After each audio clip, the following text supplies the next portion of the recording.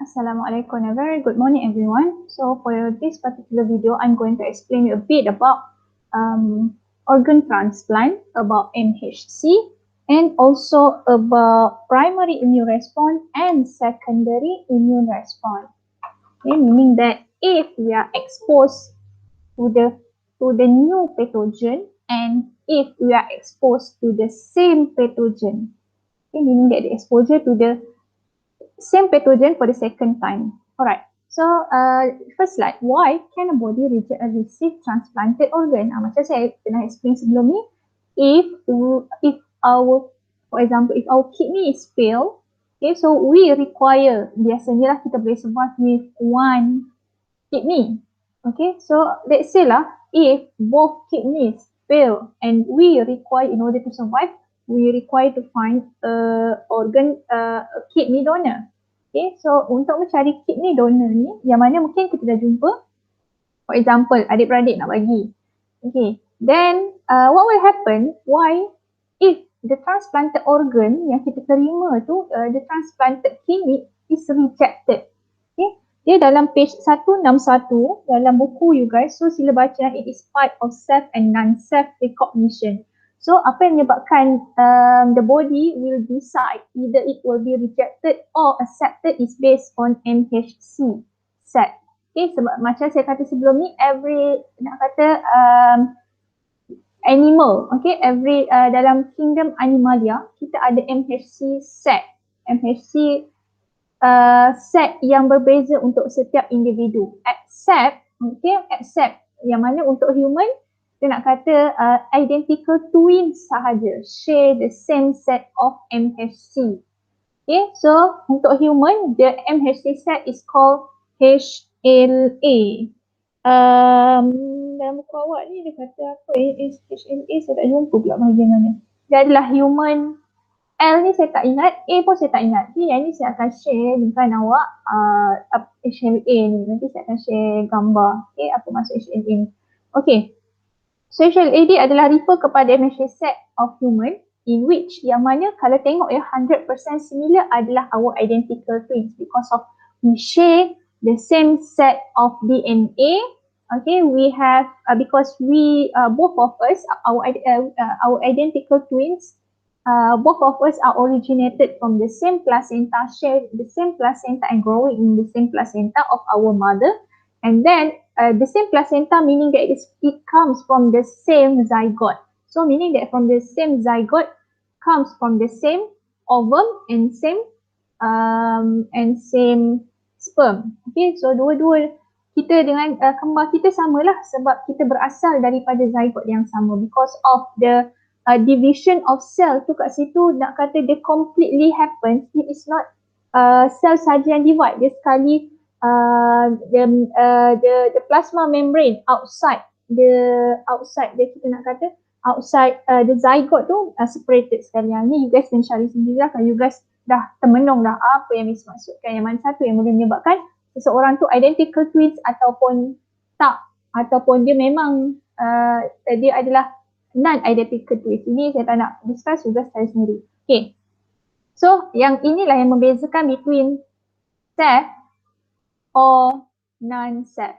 Okay, macam mana badan kita nak tahu? Because of MHC set. So nak kata the new tissue comes, so they will scan first whether it is self or non-self. So biasanya kalau dia adalah non-self, okay, kita tengok contohnya, saya kata 100% yang sama adalah identical twins. Nak kata dia akan lower kat situ kalau kurang daripada 100% adalah non-identical twins. Okay, non-identical twins. And then kurang lagi daripada, yang bawah lagi daripada non-identical twins adalah adik-beradik kita. Bawah lagi adalah ibu bapa kita. Meaning that the compatibility of organs dalam family kita yang paling jauh sekali adalah dengan ibu bapa kita. Okay, and then closer, yang lebih dekat adalah adik-beradik kita yang lebih close kalau kita ada twins. Itulah dia. Alright. So yang mana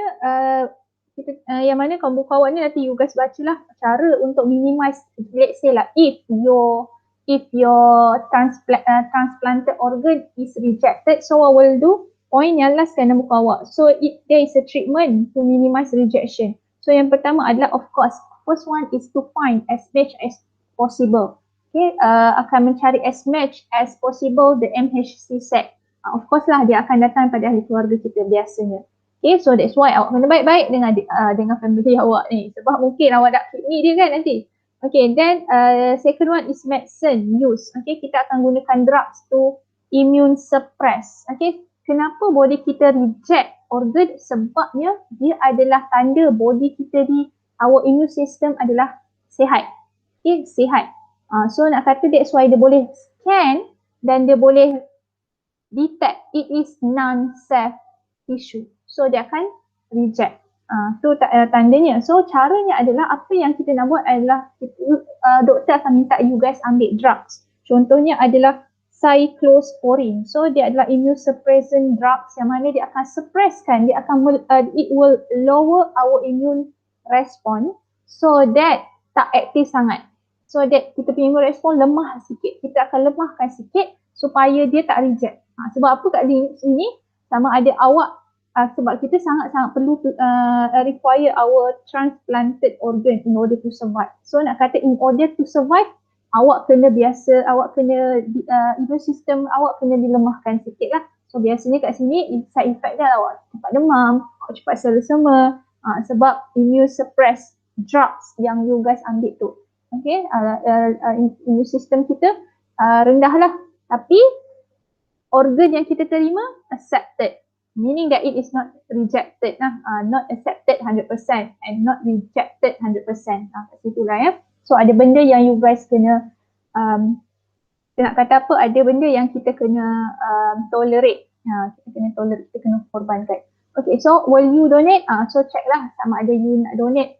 Adakah awak sanggup donate waktu awak hidup ataupun awak dah mati.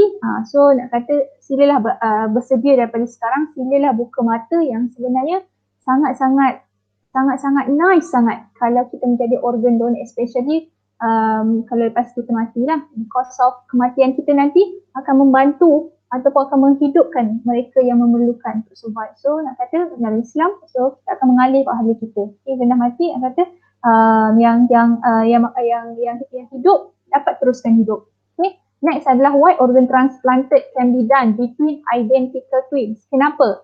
Kenapa identical twins ni, organ transplantation ni tak ada masalah? Because of, you guys boleh assume kan, because of the MHC set, okay, between among the identical twins are same, okay, have the same set. So saya nak kata kita ada kalau nak kata 100% tu bolehlah 100%, tapi macam saya takutlah saya overclaim, tapi 99.99%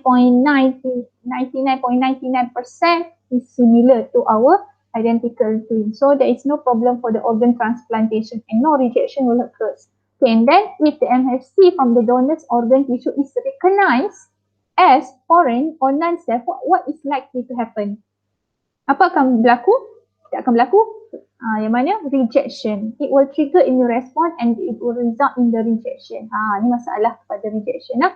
Okay. Then, why before an organ transplanted is carried out? Kenapa sebelum transplant organ carry out, the tissue donor and recipient must be screened? Why?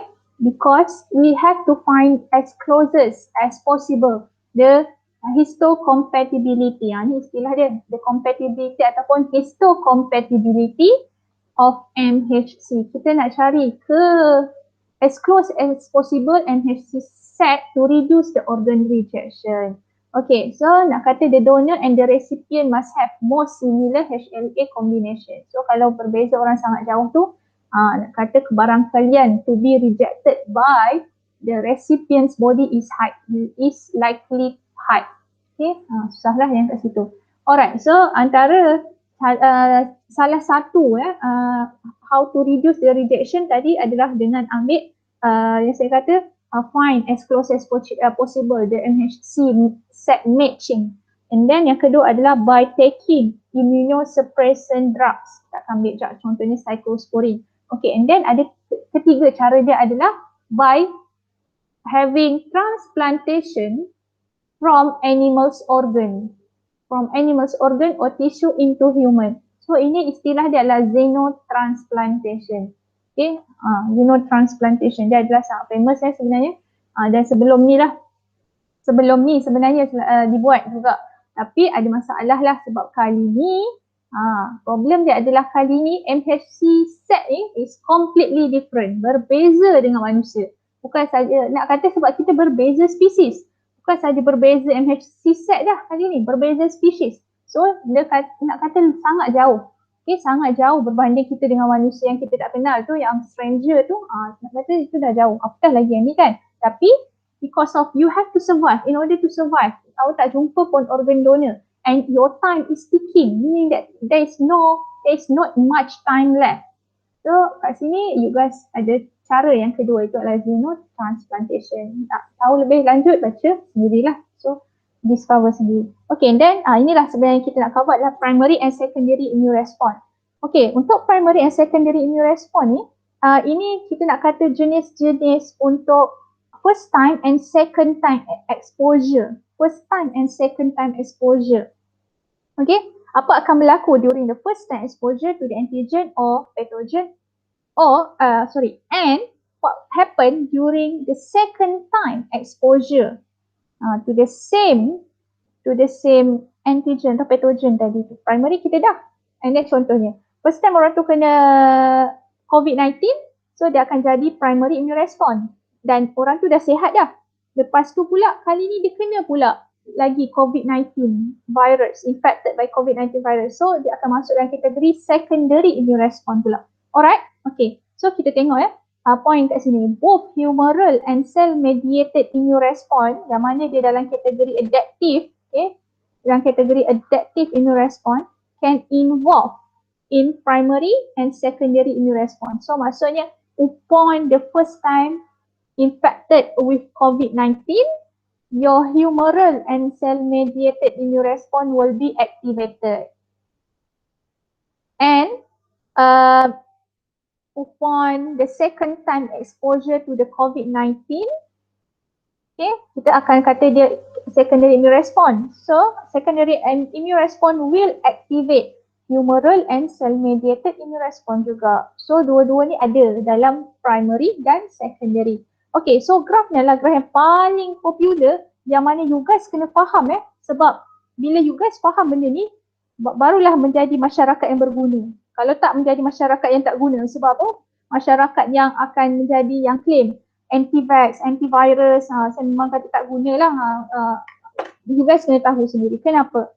Okay, so kita tengok untuk kat sini, y-axis adalah antibody concentration.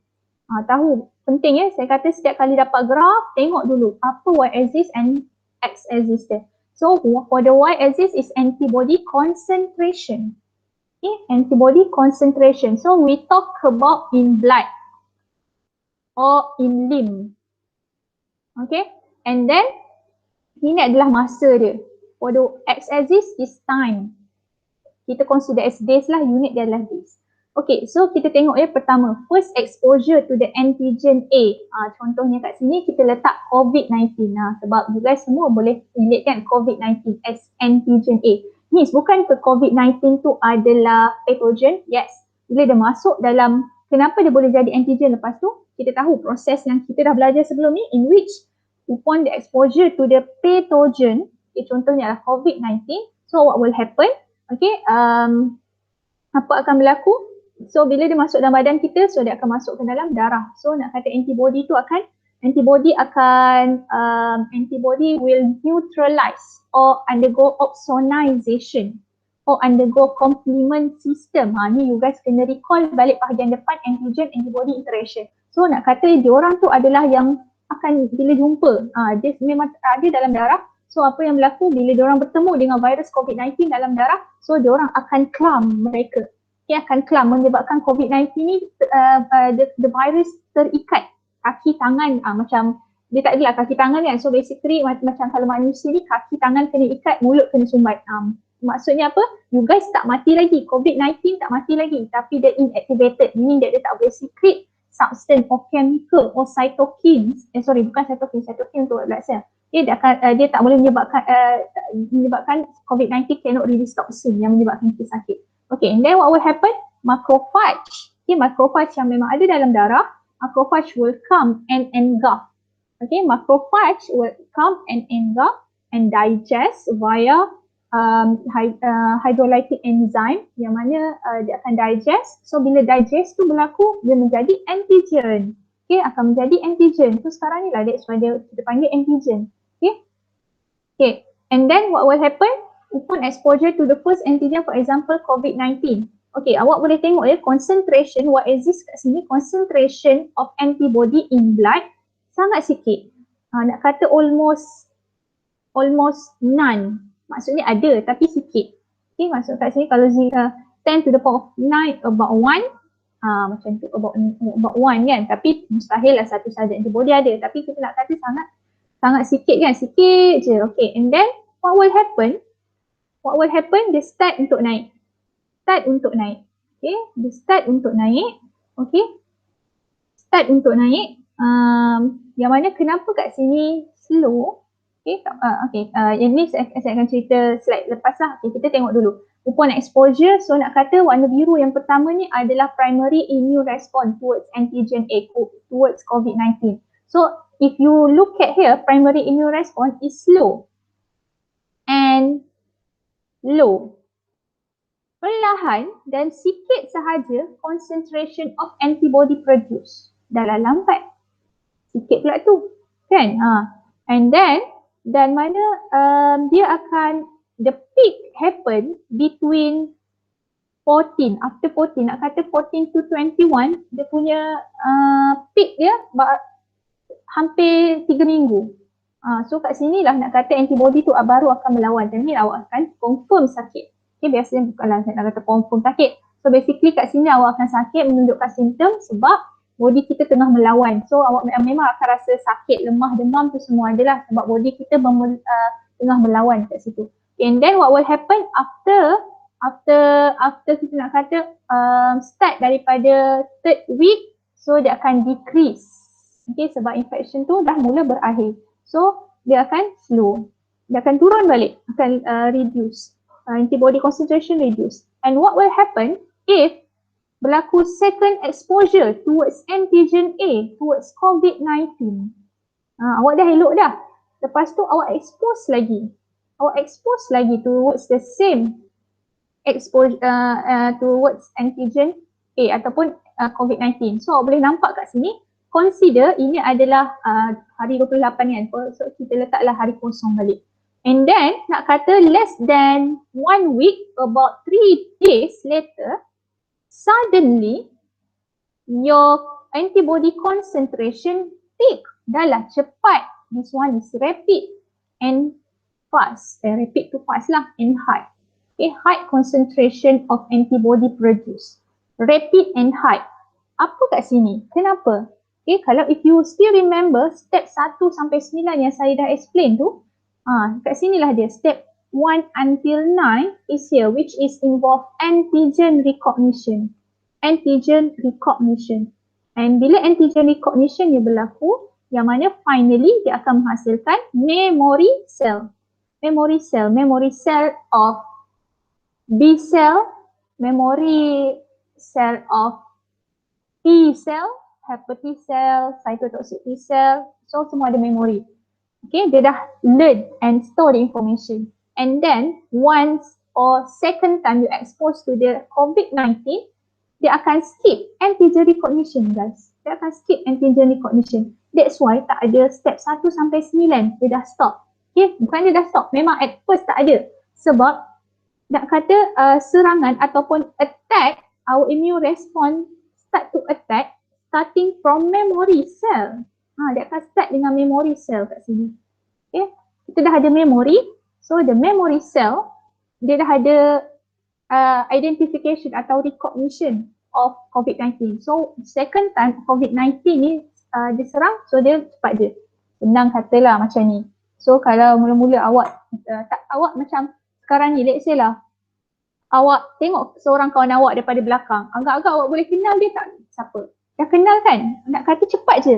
cepat je awak boleh detect, cepat je awak panggil daripada jalan dia, daripada baju dia, daripada bentuk badan dia, awak dah tahu dah siapa daripada walaupun dia kat belakang awak, belakang dia membelakangi awak, so dah boleh nampak. Okay, dah boleh kenal. Sebab apa? Awak dah kenal dah, sebab ada memori kat situ.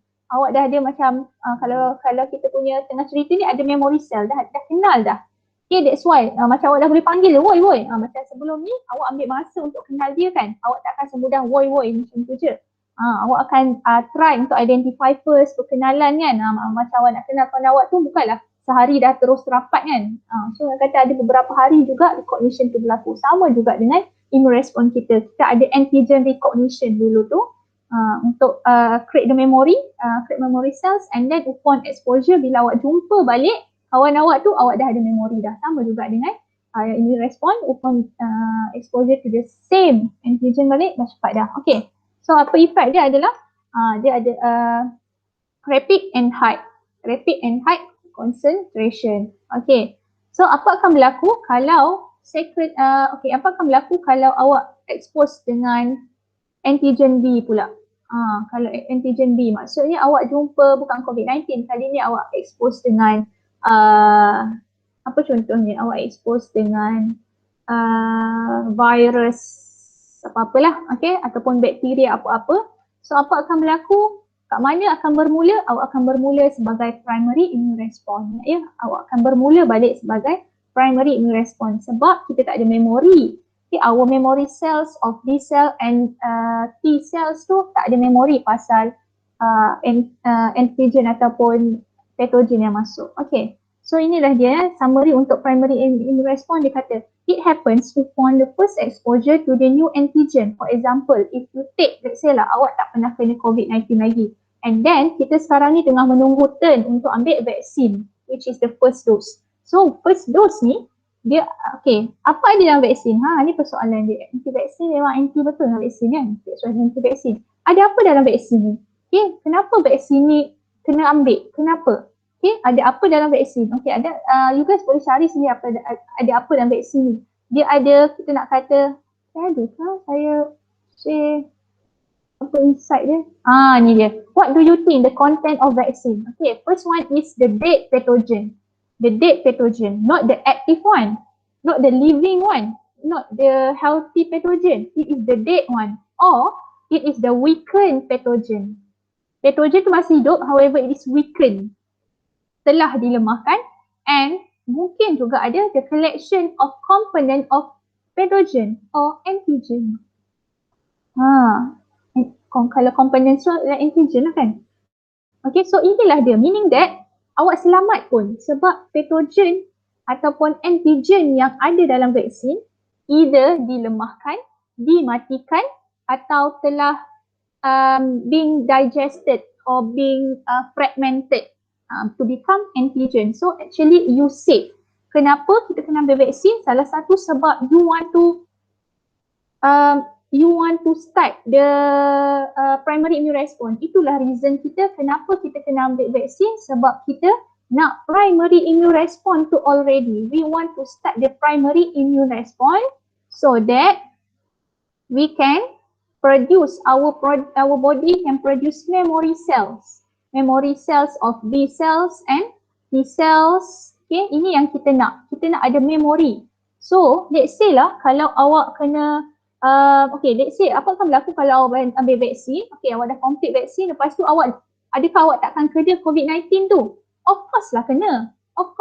Vaksin ni hanya menghalang.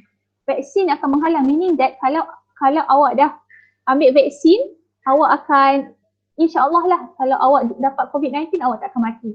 Kebarangkalian untuk mati sangat-sangat rendah. Sebab awak dah develop immune response towards COVID-19. Towards the particular cell, sebab kita ada memory cell, so dia dah ada memory. Okay, so that's why lah kenapa kita nak kalau expose to the pathogen, kita nak kali ni pathogen yang first time kita jumpa lah pathogen, the dead pathogen or the weakened pathogen or the components of pathogen. Itu yang kita nak. Okay, kita nak yang first time exposure adalah yang lemah, yang mati ataupun yang components supaya kita selamat. That is why vaccine is needed. Okay, sebab kita nak start the primary immune response and we want the memory cell. So that next time, apa akan berlaku kalau kita expose to the vaccine, expose to the COVID-19, the real one, kali ni kita akan start dengan memory cell. So kita akan proceed dengan secondary. We know that the secondary immune response is rapid and high concentration of antibody will be produced. And of course effective. Lebih efektif, lebih cepat body kita respon dan lebih selamat kita. That is the reason saya nak you guys memang kena faham betul apa dalam vaksin ni juga. Sebab kat sini ni dah menjawab persoalan orang kata nanti matilah ambil vaksin. Kenapa anak saya ni makin sakit untuk ambil vaksin? Ni sebenarnya discussion sangat panjang. Saya tak puas hati kalau discuss dalam video saja. So you guys boleh baca kalau ada persoalan boleh tanya. Okay, then what will happen to the ni saya dah cerita lah yang mana first few days lost antibody sebab dia involve antigen recognition tu. Step 1 until 9 involve. And dia of course lah dia ambil masa 1 minggu dan about 10 days to recognize. That's why sebab untuk hari 1 sampai 10 ni awak tak akan sakit tapi sebenarnya awak sakit. Maksudnya awak tak akan menunjukkan simptom tetapi awak sakit. Awak sakit tapi tak ada simptom. That's why kita kena quarantine sebab tak menunjukkan tanda-tanda. Tetapi infection ada but masih lagi tak ada simptom. Sebab apa? Antigen recognition happens. Okay. And then what will happen after first week to the second week or to the third week? Kat sini dia kata our humoral immune response working hard. Sebab apa? We talk about antibody. So antibody sebab kita graph ni adalah antibody kan. So antibody ni kita akan cerita pasal B cell. B cell adalah masuk dalam humoral immune response. Okay, kita talk about immune response. Okay, and then what will happen after 21st days? Decline. Okay, antibodies concentration kita decline. Why? Persoalan utama why? Because of our antibody cannot survive long. Okay, our antibody is short-lived. Dia short-lived. Okay, dia hidup sekejap sahaja. Okay, so however, what will stay for long? It is the memory B cell. Ini yang kita nak. The memory that will last forever. Sweet kan? Itulah dia. Next adalah secondary immune response. What will happen? Contohnya, kalau awak ambil second dose vaksin. Okay, so what will happen? Memory B cell will immediately recognize. And what will happen once it recognize, it will proliferate. Okay, it will enhance its number or increase in number and differentiate into plasma cell. Okay, so it can produce antibody. So what will happen kat sini? So the activated B cells, what will happen? Okay, dia akan proliferate. Okay, memperbanyakkan diri dia dan dia akan differentiate into. Okay, kalau activated B cell dia ada dua lah. Pertama adalah another memory B cells and another one is plasma cells. Ingat ya, plasma cells only produce when B cells are activated. Okay, then plasma membranes once produced, it will produce kat sini, it will secrete antibody. So antibody yang kita nak. So that's why lah awak boleh tengok concentration of antibody upon the second exposure very high. Okay, sebab kita dah dapat, kita nak kata activated B cells kat sini dia banyak dan dia boleh proliferate. Dia memperbanyakkan diri dia. Semakin banyak activated B cell, semakin banyak plasma cell terhasil. So semakin banyak plasma cell terhasil, semakin banyak antibody can be secreted. That's why alright, so it is a faster response or the rapid response and it will skip that long antigen recognition. Dia akan skip step 1 until 9. Dia akan skip. Alright, so the effect is fast ataupun saya tak suka fast lah. Saya betulkan slide ni. It is rapid and concentration of antibody is high and it is the longer response and more effective. Okay, it is effective. Itulah dia. Miss, kalau saya dah ambil second dose vaksin, saya takkan kena COVID-19 ke? Tak. Okay, let's say awak dah ambil second dose vaksin. Kalau saya expose dengan COVID-19, dia masuk mana? Sebab saya dah under second exposure dah berlaku. So dia masuk mana? Dia akan masuk primary ke dia akan masuk secondary? Of course, kalau third exposure pula, dia terus yang kedua ni lah. Third exposure or the fourth exposure or the fifth how many exposure, dia akan start daripada jenis second exposure ni. Meaning that it is rapid response and it is high concentration produced. Itulah dia. Alright. So, kalau tengok the differences ni, awak boleh baca. Ini you guys kena study sendiri. Okay. Kalau primary, less rapid and longer latent phase. Kenapa longer latent phase? Saya selalu ulang sebab dia involve antigen recognition. Antigen recognition. Okay, so antigen recognition ni time ni tak menunjukkan simptom lagi Waktu antigen recognition tak menunjukkan simptom COVID-19 tu lagi. Okay, then secondary of course berbeza, rapid and shorter latent phase. So nak kata memori ni dia akan untuk memori ni dia ambil masa 1 hingga 3 hari sahaja. Okay, tak adalah 1 hingga 3 hari, 2 hari selalunya dah attack lah. Okay, dah start tunjuk simptom. Okay, then ni okay, you guys baca sendiri. Yang ni saya nak point out. Untuk primary immune response involve IgM and secondary immune response dia akan involve IgG. Carilah balik kat mana types of IgM dibentuk apa. IgG, if you still remember, IgG ni dia adalah the smallest size of Ig ataupun antibody, smallest size, and dia lah yang paling banyak. 80% of our immunoglobulin or antibody, okay, is IgG. Why? For the IgM ni yang besar ni, yang ada 5, okay, yang ada 5 antibody bersama dia. Okay, antibody dia berbentuk besar sebab dia composed of 5 antibodies with 10 antigen binding site. Okay, and the response of course berbeza. You guys baca sendiri. Alright, so what do you think the content of vaccine? Saya dah explain dah apa dia, saya tak nak ulang. So ni you guys kalau ada soalan boleh tanya saya lah. Okay, are you pro or anti-vaccine? Silalah jadi pro. Okay, tolonglah jadi pro vaksin. Janganlah disebabkan awak yang anti-vaksin, efek dia bukan kepada awak tau. Awak sendiri dah dapat vaksin. Awak sebenarnya bila awak anti-vaksin, efek dia is not for you but it is for your next generation. Kalau awak anti-vaksin, yang sakit adalah anak awak, bukan awak. Sangat susah disebabkan kita punya, because of our ignorance, kita menyebabkan anak-anak kita ni tak dapat vaksin. So nak kata, apa akan berlaku kalau dia expose to the COVID-19? Kalau dia survive, alhamdulillah. Kalau dia tak survive, kita tak nak benda tu. Sebab vaksin ni dia bukanlah banyak je lah contoh-contoh sakit kan. Contohnya adalah polio. Okay, kalau polio ni apa efek dia? Dia akan efek you guys boleh cari polio. Polio ni adalah kita dah ambil polio ni adalah apa antara vaksin yang kita ambil. Masa kita kecil banyak vaksin yang kita dah ambil kan. Apa contohnya polio, apa lagi?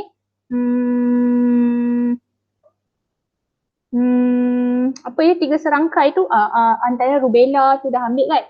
Okay, so polio ni once awak kena, okay, dia punya chances dia adalah 95% or 5%. Meaning that 95% you will die if you are infected by the polio virus. 95% chances you will die, or if you survive the 5%, you will kita nak kata you will cacat forever. Okay, 5%. Apa contohnya adalah polio.